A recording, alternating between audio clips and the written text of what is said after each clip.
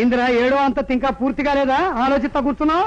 చెత్తనాయాల ఊళ్ళో నాయాలందరూ చెత్తనాయాల అంటున్నారు. తోటోడు నువ్వు కూడా చెత్తనాయాలంటావు. చెత్తనాయాల తప్పే ఉందిరా. పాలు అమ్మేవాళ్ళని పాలోడు అంటారు, పళ్ళు అమ్మేవాళ్ళని పళ్ళోడు అంటారు. మనం చెత్తెత్తుతున్నాం గనక చెత్తోళ్ళు అంటారు. అంటారా? నా చేతిలో దండగా జరిపోతుంటుంది. నా ఇంటికి నెరిసే లోపల నేను కోటేశ్వరుని అవుతాను రా.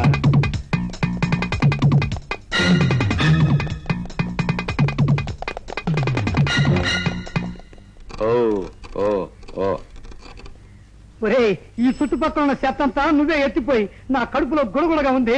వస్తా. చెత్తనాయాలని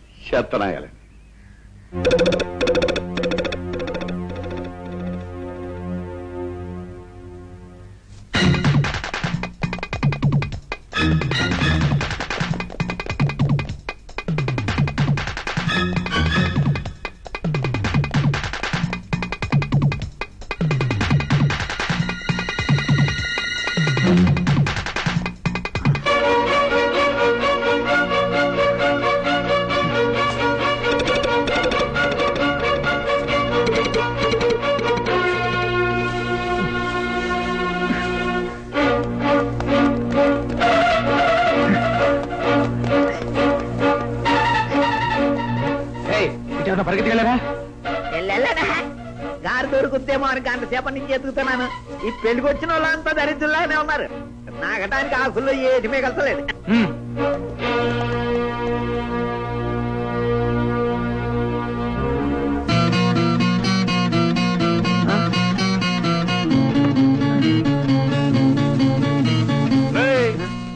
దీనికోసమే ఎత్తుతున్నా?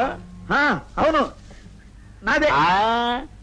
దీని పేరేంటి? కెమెరా కాదు, అదృష్టం. ఇందులో ఏముంది? ఫిల్మేనయ్యా. కాదు, అదృష్టం. పొద్దున్నే నువ్వెక్కడ దొరికావయ్యా అదృష్టం చెప్పకుండా? అందులో ఏమీ లేదు. మర్యాదగా ఇందులో ఏముందో చెబుతావా, లేకపోతే వాళ్ళని పిలవమంటావా? ఇదిగో తమ్ముడు. వద్దు, వాళ్ళని పిలవద్దు. అయితే చెప్పు, ఇందులో ఏముంది? ఓ కోటీశ్వరుడు హత్య చేస్తుండగా ఫోటో ఓ నా కొడుకు, ఎలా తీసావరా? కత్తి పెట్టి పొడుస్తుండగా క్లిక్ అనిపించాను. దాని తాలూకు ఫిలిం ఉంది ఇందులో. ఈ ఫిలింతో నువ్వేం చేస్తా చెప్పవా? ఇదిగో తమ్ముడు. వద్దు, చెబుతాను. చెప్పు. దీన్ని అడ్డం పెట్టు నా కోటీశ్వరుణ్ణి బ్లాక్ మెయిల్ చేసి ఓ 20 లక్షలు గుంజుదాను. ఓ నా కొడుకు, ఇందులో ఫిలిం నీకు కావాలి అంటే అందులో 10 లక్షల వాటా నాకు ఇవ్వాలి. నీకు 10 లక్షలా? ఇదిగో తమ్ముడు. వద్దు, వాళ్ళని పిలవద్దు. మరి వాటా ఇస్తావా? తొందరగా చెప్పు. ఇస్తాను. ఇదిగో పట్టేసుకో, వెళ్దాం రా. ఒరే ఎంకాయ్, పని మధ్యలో ఆపేసి ఎలాగరా పోతున్నావు? అదృష్ట దేవత దొరికిందిరా, దీంతో కాపురం చేయడానికి వెళ్తున్నాను. నువ్వు రావయా? అరే, ఇప్పుడు గాని మేస్త్రి వచ్చాయంటే ఉన్న ఉద్యోగం ఊడిద్ది. ఇంకా ఉద్యోగం ఏంటో చెత్తనా? ఇలా ఆ చెత్త నువ్వేరుకో. రావయా?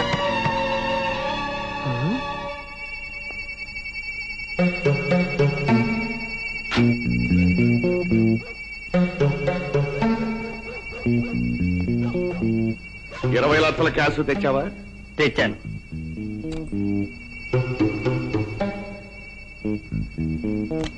ఫిల్మ్ ఎక్కడ? ఇదిగో. ముందు డబ్బు. ఆగండి. ఒరే ఎంకాయ్, నీ దురాశ కోసం డబ్బుకు కక్కుర్తిపడి ఒక మనిషిని చంపేసిన ఈ నీచి పెడతారా? రే, పెళ్ళాం పోయి ఇద్దరు బిడ్డలతో యాగలాగా సస్తున్నావు. నువ్వు వాటా తీసుకుంది కానీ నోరు మూసుకో. యాదవనాయాల, నీ చేతి కంటిన మురికి నా చేతి కంటించాలని చూస్తున్నావా? నా ప్రాణం ఉండగా జరగదు. ఇప్పుడే వెళ్ళి ఇన్నది ఇన్నట్టుగా, చూసింది చూసినట్టుగా పోలీసులకి చెబుతాను. పట్టుకోండి.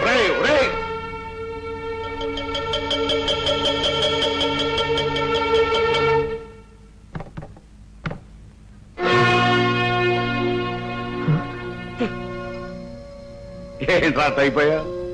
పోలీసు వాళ్ళకి ఏం చెప్పొచ్చా? మీ మీద రిపోర్ట్ చేసి వచ్చాను.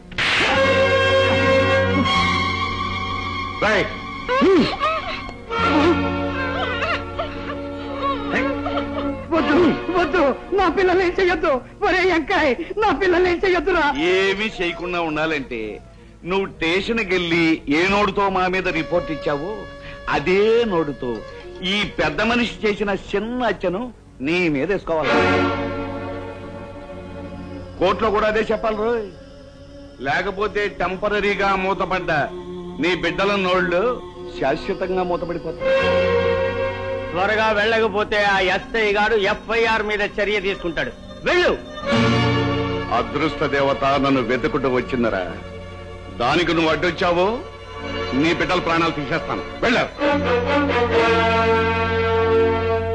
నిన్ను మీ అక్కయ్యని కాపాడడం కోసం మీ నాన్న కోర్టులో వాడు చెప్పమన్నట్టు చెప్పి జైలుకి వెళ్ళాడు. దిక్కు లేకుండా మిగిలిపోయిన మీ అక్కయ్యని నేను అనాథాశ్రమంలో చేర్చాను. ఆ వెంకట్రాయుడు స్వార్థంతో నిన్ను చేరదీశాడు బాబు. ఇన్నాళ్ళు వాడు నిన్ను కన్న తండ్రిగా పెంచినట్టు నటించాడు, కానీ నిజానికి నిన్నొక రౌడీని తాగుబోతుని చేశాడు. ఇప్పుడు మీ అక్కను కూడా చంపడానికి సిద్ధంగా ఉన్నాడు. నీ భావన ఎలాగూ కాపాడుకోలేకపోయావు, కనీసం మీ అక్కయ్యనైనా కాపాడుకో.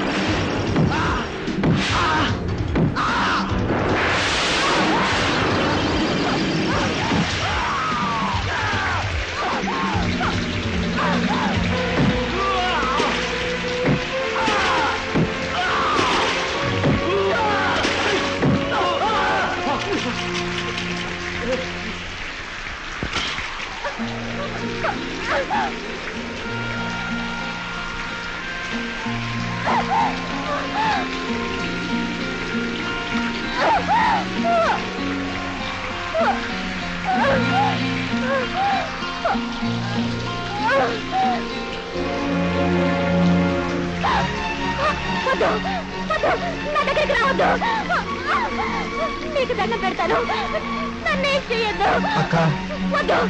నన్నలా పిలిచి మోసం చెయ్యొద్దు. లేదక్క, నిజంగానే నేను నీ తమ్ముడిని. నా తమ్ముడివే అయితే నా పసుపు కుంకాలు ఎందుకు తీయిస్తావు?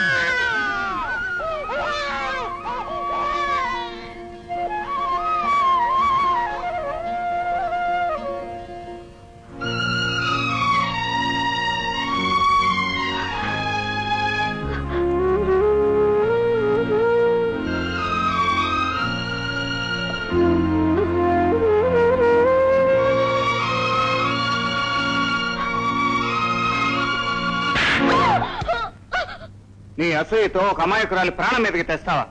ఆమె ఎవరో తెలుసా? చైర్మన్ కుతంత్రానికి బలైపోయిన మాజీ కలెక్టర్ భార్య వేదవతి.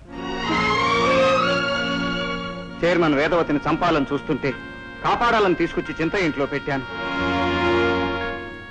నాకు తోబుట్టుగా చింతయ్యకి కూతురుగా ఉన్న వేదవతిని చేతులారా కసాయి వాళ్ళ కత్తికి బలి చేశావు.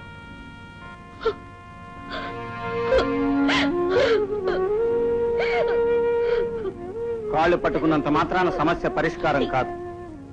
ఎవరు నీ దగ్గర నాటకం ఆడి వేదవతిని మాయం చేశారు, ఆ పుష్పకుమారి దగ్గర నువ్వు ఎదురు నాటకం ఆడాలి.